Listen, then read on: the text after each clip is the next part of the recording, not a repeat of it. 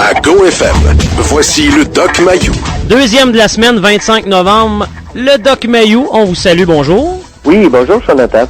Doc, hier, ça m'est passé sous les yeux cette information-là, mais on avait déjà prévu notre sujet. Je me reprends aujourd'hui parce que vraiment, ça fait beaucoup jaser et je voulais vous entendre là-dessus.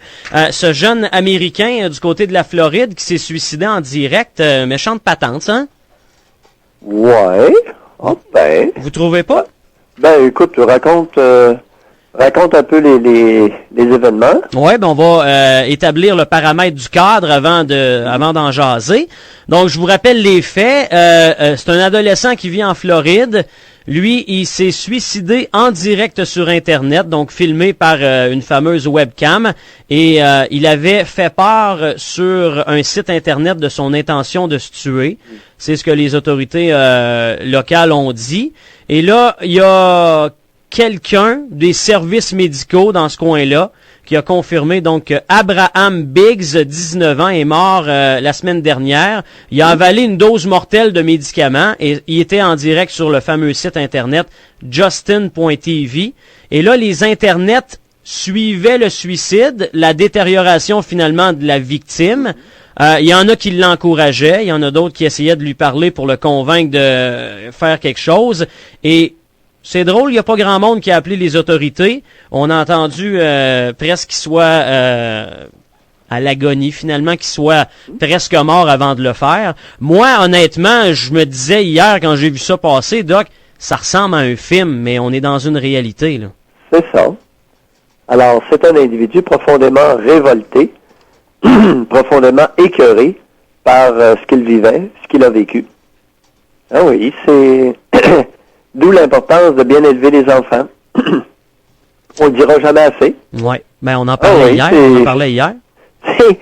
Certaines familles, certains individus, certaines collectivités ont ce qu'ils méritent, vont récolter ce qu'ils ont semé. Définitivement. Moi, le point, Doc, que je veux aborder avec vous là-dessus, okay, parce que là, ça, c'est un fait, c'est une réalité. On peut pas passer 10 minutes là-dessus. Moi, c'est la personne qui est derrière son écran d'ordinateur et qui regarde ça. Oui. Et ça peut nous mener sur tellement de sites Internet disponibles où les téléréalités, les gens sont voyeurs. Non, tu as mentionné tout à l'heure quelque chose d'intéressant dans ton propos. Tu as dit... Attends un petit peu. Oh! J'allais éternuer. Bon. Alors, ayant éternué, je peux maintenant continuer. Oh oui, on jase. Tu as mentionné quelque chose tout à l'heure. Tu as dit, il y en a qui l'encourageaient. Oui. Ça devient intéressant. OK. Alors, comment se fait-il qu'il y en a, puis probablement beaucoup, qui l'encourageaient à aller plus loin? Et c'est pour ça qu'il l'a fait sur Internet. Parce qu'il était désespéré, il était découragé, mais pas suffisamment pour le faire en solo. Il avait besoin d'être incité, d'être encouragé à commettre son geste de désespéré. Alors, qu'est-ce que ça te dit? Comment expliquer qu'il y en a qui l'encourageaient à s'enlever la vie, à mettre fin à ses jours? Comment expliquer ça? Ben là, c'est un petit peu difficile. Je me dis, premièrement, les gens qui le regardent en ont rien à cirer de ce gars-là. Il veut se suicider. Ben ouais, vas-y, on va t'encourager, ça va se faire plus vite. Non, ça se passe pas comme ça, là. Ben ouais, mais ils le connaissent pas, Doc. Non, mais ça fait rien. C'est qu'ils peuvent se retrouver dans sa problématique de désemparé. OK, ouais. Là, de cet angle-là, c'est pas mal différent. Il y a beaucoup d'individus, il y a beaucoup de jeunes qui sont désespérés, qui n'arrivent pas à s'épanouir, qui n'arrivent pas à être bien, qui sont profondément souffrants en dedans d'eux et qui n'en peuvent plus. Oui, il y a beaucoup de monde qui sont dans cet état-là, et beaucoup plus que tu le penses. Alors, ceux qui l'encourageaient étaient probablement des individus qui, comme lui, étaient découragés, désespérés, sans espoir, c'est ça que ça veut dire, sans espoir de jour meilleur, des individus désespérés qui n'étaient pas tout à fait rendus aussi loin que lui, mais qui avaient envie de faire comme lui, de mettre fin à leur jour, mais qui n'étaient pas encore suffisamment désespérés. OK. Mais ce que vous nous dites, Doc, c'est que d'une certaine façon, ces gens-là comprenaient que lui, il voulait être libéré Voilà. de sa camisole de force, finalement, qui est sa Et vie. l'image est belle.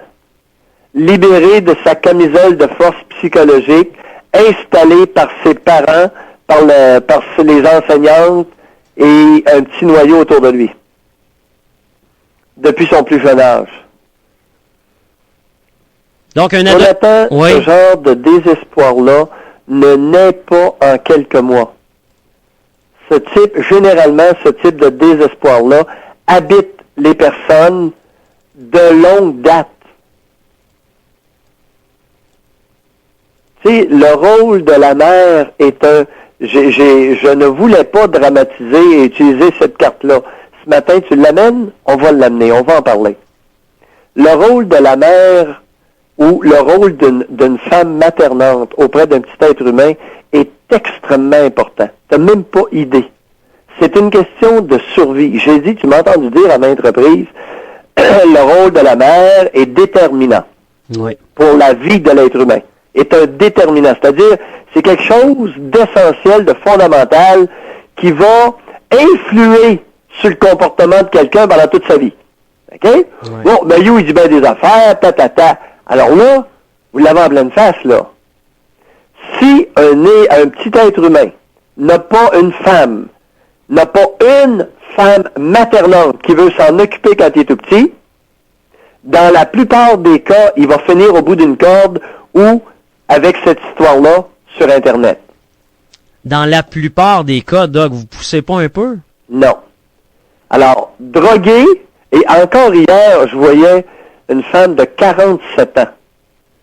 Jonathan, il y a des affaires qui se font, et l'histoire ne se passe pas au Québec, elle se passe dans une autre province. Bon, on peut en parler, mais j'ai vu quelqu'un hier matin, une femme de 47 ans, qui a été introduit au cannabis à l'âge de 13 ans par son frère de 17 ans. Et elle n'a jamais arrêté depuis, s'est joint à ça l'alcool, et elle a brûlé une partie de son cerveau. Elle est diminuée maintenant dans ses fonctions cognitives à 47 ans. Ouais, mais là, dites-moi pas qu'elle s'est reproduite, Doc. Non. Au moins. Non. Mais c'est une sacrée bonne personne. C'était la plus brillante de la famille. Mais est-ce que vous savez si elle a été influencée, forcée par son frère? Et Qu'est-ce que j'ai dit? Je le sais, votre point est le suivant. Elle a été introduite. Quel est le mot que j'ai utilisé? Oui, elle a été amenée. Elle a été forcée. Introduite, Oui, je dis. C'est ça. Introduite au cannabis par son frère de 17 ans. Et elle n'a jamais cessé depuis. À un moment donné, il y Où aurait peut-être... était la mère? Ouais, c'est ça que j'allais dire. Et cette jeune femme-là était de loin la plus brillante de la famille. Une brillante à l'école au primaire.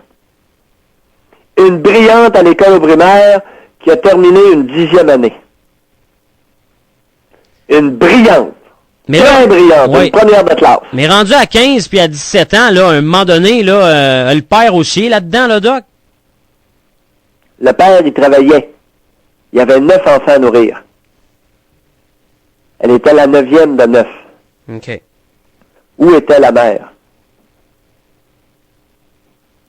Il y a des femmes qui ne réalisent pas, la plupart des femmes qui accouchent ne réalisent pas l'importance de leur rôle. Notre collectivité, la tribu québécoise, ne réalise pas l'importance extrêmement déterminante du rôle de la mère. Pas de celle qui a accouché, du rôle du maternage. Alors là, on va oublier les femmes et on va parler de maternage. L'être humain ne peut pas, la plupart des êtres humains, surtout d'intelligence moyenne à supérieure, ne peuvent pas survivre honorablement s'ils n'ont pas été maternés adéquatement par une femme qui avait envie de s'en occuper.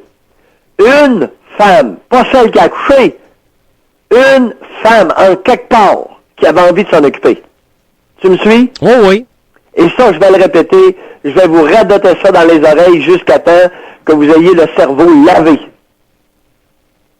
Parce que c'est une conviction profonde, et même si je suis le seul à insister là-dessus, je suis le seul à avoir raison, et pleinement, sur ce point-là. Et ce qui est triste là-dedans, c'est que le discours, vous l'avez tellement souvent, c'est vraiment pas la majorité des femmes qui font ça. C'est ce que vous nous dites, là, souvent. Ouais. Donc, on se retrouve avec des enfants à risque et pas à peu près. À risque, écoute, le pourcentage d'enfants de 13 ans qui sont sur le cannabis à l'heure actuelle au Québec est hallucinant. Hallucinant. Alors, on n'est pas dans des bouteilles de bière, là. On est dans le cannabis. Puis du cannabis avec très forte teneur de cannabinoïdes, là, de cannabinol. Le principe actif. C'est pas de la boboche comme dans le temps. Non, c'est pas du petit pot, là, que, écoute, il y en a plusieurs, il y a 30 ans, ils fumaient du pot, puis ils disent, ben, ça m'a rien fait. Ben oui. Mais à cette heure, là, il y a à peu près plus personne qui peut dire, j'ai fumé du pot, puis ça a pas buzzé, là. Parce qu'ils ont augmenté, dans les plants de cannabis, par sélection génétique, ils ont augmenté de beaucoup le pourcentage du principe actif, le tétrahydrocannabinol. C'est du chimique, autrement dit. Hein? C'est du chimique qu'on met là-dedans, autrement dit. Non. Oh, je pensais que tu savais ça, mon Jonathan. Non. Dans le chanvre indien, qui est une plante originaire du Canada, Ouais. qui s'appelle aussi la marijuana, qui s'appelle aussi le cannabis, c'est tout synonyme. Il y a un principe actif qui donne un buzz. Alors, le principe actif dans le chanvre indien, c'est le tétrahydrocannabinol. Comme dans le vin, c'est l'alcool. OK? Ouais. Alors, ça finit par OL, c'est-à-dire, c'est un analogue de l'alcool. Jusqu'à un certain point. OK? Alors, c'est pas du chimique, c'est pas du PCP qu'ils ont mis dans du cannabis, du pot, là. Alors, le principe actif qui drogue dans le cannabis, dans le chanvre indien, c'est le tétrahydrocannabinol. OK. Maintenant, en sélectionnant des plantes, c'est comme le maïs. On l'a beaucoup amélioré, on fait des épis beaucoup plus gros par sélection et par hybridation.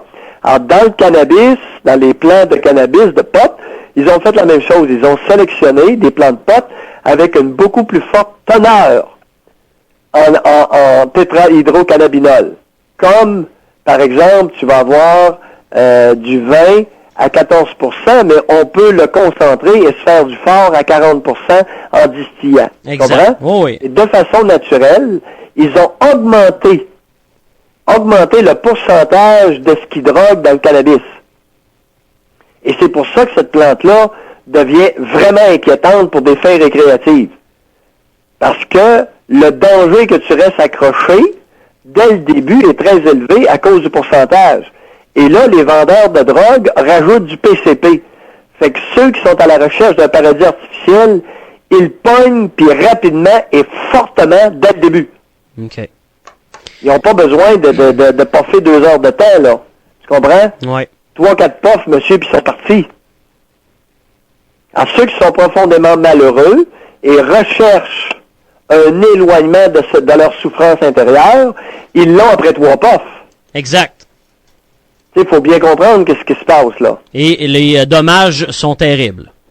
Au niveau, à la longue, au niveau psychologique, c'est ouais. pas drôle. Pour faire un retour à ce que vous disiez tantôt, cette dame de 47 ans. Oui, et qui lutte pour sa survie. Voilà, aussi simple Parce que ça. que être brillant, vif d'esprit et se ramasser diminué mentalement, c'est pas jojo pour les jours à venir. Ouais. OK, bon, ben, the game is done for today. Merci beaucoup, Doc. Bonne journée. OK, bye.